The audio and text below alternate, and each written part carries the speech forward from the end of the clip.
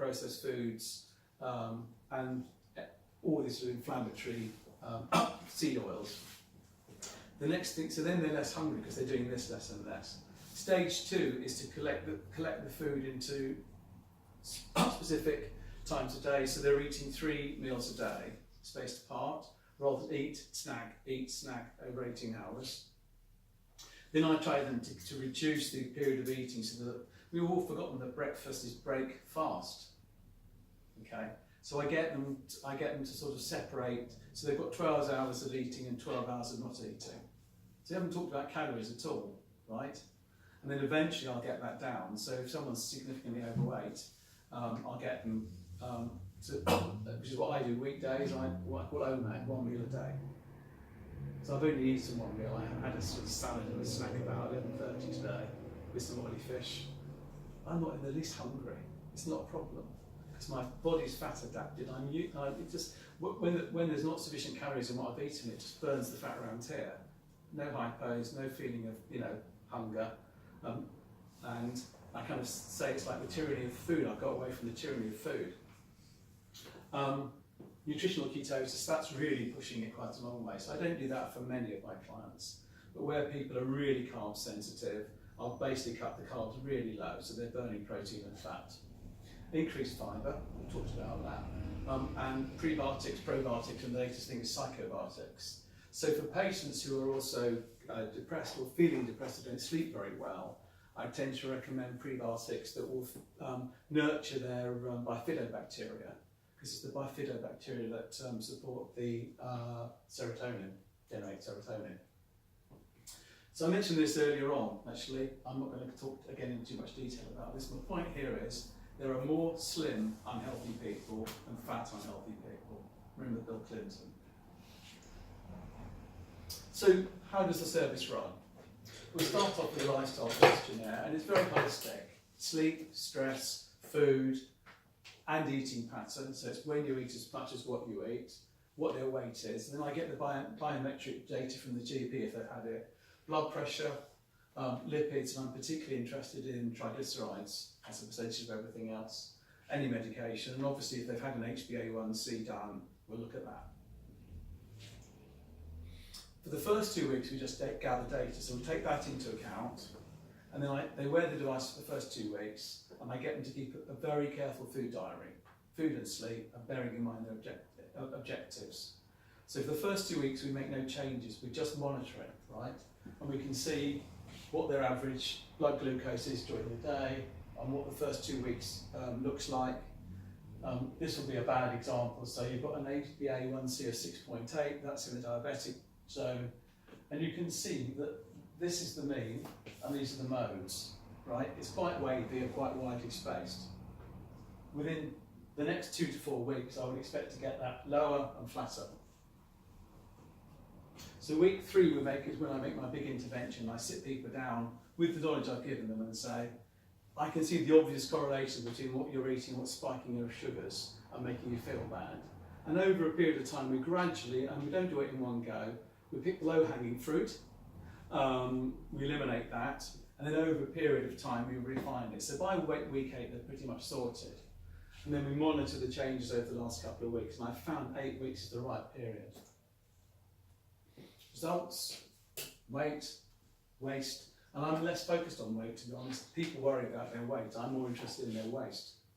So I focus on what's happening with the waist, because if your waist is getting smaller, then your metabolic syndrome is getting less. Sleep, mood, hunger, blood pressure, you name it. So this is a really good example. I'll read it out to you because this guy's a GP. And he said to me, I asked him when he first put the weight on, he said in his 30s he was a junior doctor, and I think the nurses quite fancied him. I think he was a bit of a womaniser, and they used to give him cakes and biscuits. So 12 months ago, chatting to Graham about my physical demise, metabolic syndrome, obese, clothes not fitting, even 40-inch waist trousers. He was hypertensive, fully controlled. His blood sugars were really out of whack. He was a really poorly controlled type 2, quite hypertensive. He had the risk of a stroke. His snoring was so bad his wife wouldn't sleep with him. She actually moved into another bedroom because it was that severe, and he was wearing a CPAP.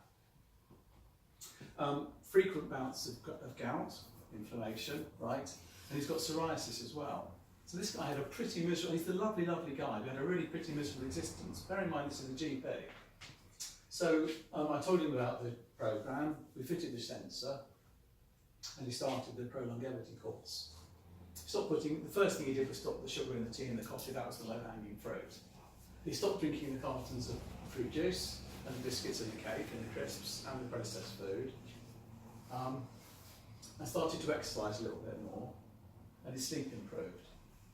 And within 3 months, his weight had dropped, I think, from 110 kilos to 96, without any dieting or calorie counting. Blood pressure improved. I think he's down to 36 ways, still a way to go. Sleep was so much better. He's given up the CPAP device. His snoring has stopped, so his wife is now sleeping with him again, right? The gout has gone completely, and the psoriasis is not better, but it's 50%. And he's got a normal HbA1c, right?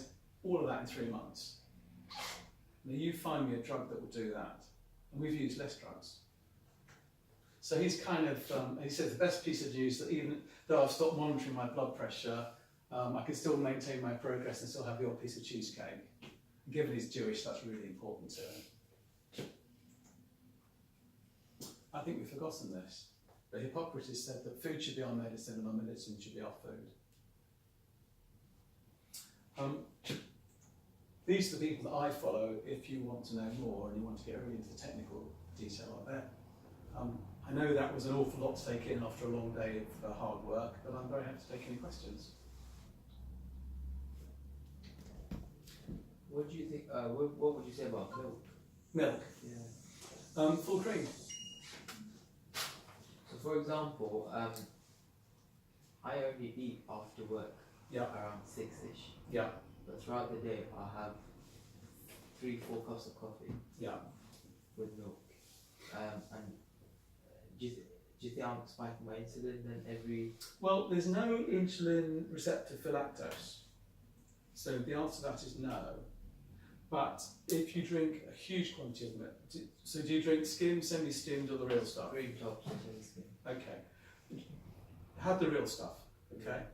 And I actually struggle with it because I spent so many years having skimmed and semi-skimmed. I actually don't like full cream milk. I'm having to re-educate my palate, right? But as soon as you've removed the sugar, you're processing the food, and it's not how it comes out of the cow. So I would say, so you're only having small amounts, or are you having large quantities? Yeah, just a little bit, yeah. That much? Yeah. Fine. So I mean, if you can add some butter to it, so much the better. That's what Tom Watson did, you know, the deputy of the Labour Party. And that's the big thing, isn't it? Bulletproof coffee, right? But I would say, don't worry about the milk, go for full cream. The other, I mean, I actually drink black coffee because I like it. I think I prefer the taste. And there's evidence it's good for its antioxidants and polyphenols. So if you can get to enjoy black coffee, that's fine. So you're kind of OMAD, are you? Just 1 meal a day most days? Well, not quite. But then from 6, then I'll probably I have one big meal when I get home. Yeah. So what would your one big meal be? Oh, whatever. Whatever I get my hands on, Yeah. basically. Well, that's the that is the problem, isn't it? That you're probably not taking that many calories, but by the end of the day you're starving and you just tend to grab whatever. If you're like me, you grab whatever's there. Yeah. So I would think hard about your 1 meal a day. That's your core meal. Yeah.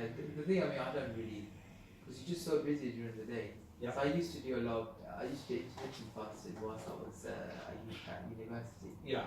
And you know, like you said, all your mates get into it, and then you know, everyone's sort of doing it, so you sort of just do it together. So from there on, I've just sort of developed this. So I don't really eat during the day if you're busy. Yeah, the off days and the weekends. Yeah. They are the ones that. You know. Do you have any breakfast? Okay. And is it just what do you drink during the day then? Do you keep hydrated? Do you keep well hydrated? I just have coffee. Okay. So maintaining good hydration. So I mean, won't educate you about the colour of your urine because you'll know as well as I do. But you know, I always try and keep that straw colour. So because the body's not good at recognising when it's thirsty and when it's hungry, the body will often think it's hungry when it's thirsty.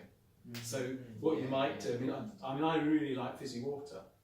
So in between my coffees, I just drink fizzy water. But, yeah, I mean, that's fine. How hungry are you in the evening? Quite. Really ravenous or not every day? You think about it. You have some days you. So on the days you're not, So the days that I find I'm a bit more stressed are the days that I'm hungry. yeah, that's because your cortisol's higher, and therefore your insulin's higher. Therefore you're, instead of burning the energy, you're storing it. So there's a direct correlation. What I would say is if there are days when you're not that hungry, don't eat. If once a week you skip that evening meal, that's going to give you a 36-hour fast, and that will undo a lot of the damage. One of the questions was, is breakfast the most important meal of the day? Did we answer that? Did I zone out? Well, I didn't answer it directly. If you can imagine, let's suppose you're eating 2,000 calories, okay, healthy calories. You could eat them that way or that way, yeah? Does that make sense? If you can eat the calories in the early part of the day, you're much more insulin sensitive and you're much more likely to burn them. So there is some basis that says, what is it, breakfast like a king and then lunch like a, can't remember, and dinner like a pauper, I can't remember the expression. That's by and large true, right?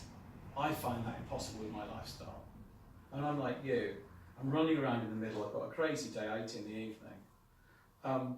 So what I try to do is, at least if I'm going to only eat in the evening, I try to eat healthily. So is breakfast the most important meal of the day? Absolutely not. Probably the best time to eat is in the middle of the day. But you know, is that feasible for you guys? You tell me. What is, I would definitely say is, the reason we all believe that breakfast is important is because of Kellogg's share price, and Kellogg has spent billions of pounds educating us that breakfast is important, and we all eat these carby, sugary, processed food type breakfasts. Better to have nothing. When I do have breakfast over the weekends, I'll have an omelette, and I'll have an omelette with cheese one day, with avocado the next, and that gives you a nice, long, slow, keeps you fuller for longer, and that lasts me all day. If I had eggs, avocado and salmon, which I actually quite like, 3 times a day, Yeah. it's not a very balanced diet, Yeah. would that be quite a good 2-week pre-wedding shock? Well, I mean, if we could get you off the carbs, we could get everything right? It would improve blood pressure, it would improve round here, it would improve the hunger.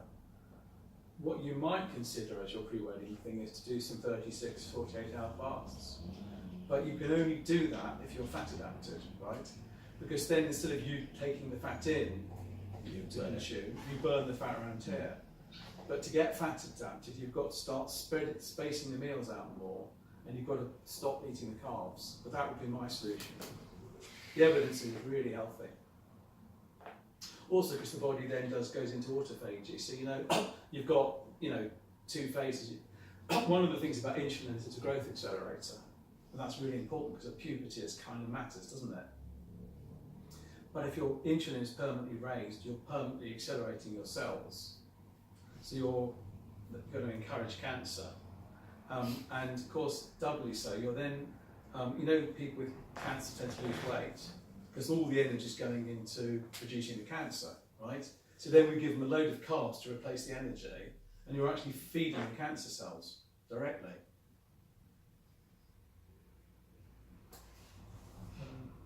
If I'm trying to be vegan, Yeah.